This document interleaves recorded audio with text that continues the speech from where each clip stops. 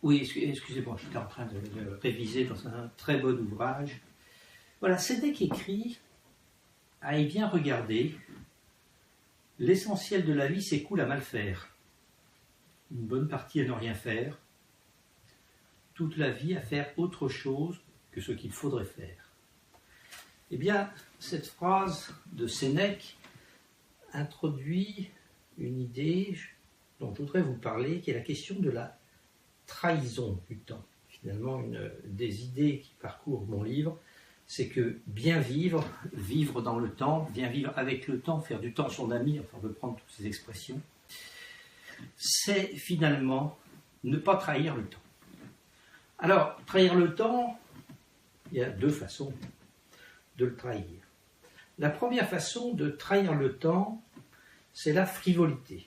La frivolité, c'est vouloir les buts, les finalités, mais ne pas vouloir les moyens qui conduisent à cette finalité, qui conduisent à cet objectif, de ne pas vouloir finalement dans le temps, le déploiement dans le temps des moyens. La frivolité, c'est le jeune qui vous dit « je veux réussir mon bac », mais je ne veux pas travailler pour le réussir.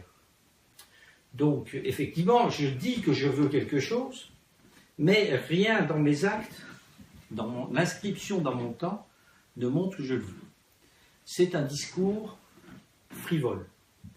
Pourquoi? Parce que finalement, vouloir avoir son bac, c'est à la portée de tout le monde, mais notre vie n'est pas faite d'un commerce avec les finalités, mais d'un commerce avec les moyens. C'est-à-dire que si je veux réussir le bac, je vais passer beaucoup plus de temps à travailler pour réussir le bac que le moment où j'apprendrai que je l'ai réussi.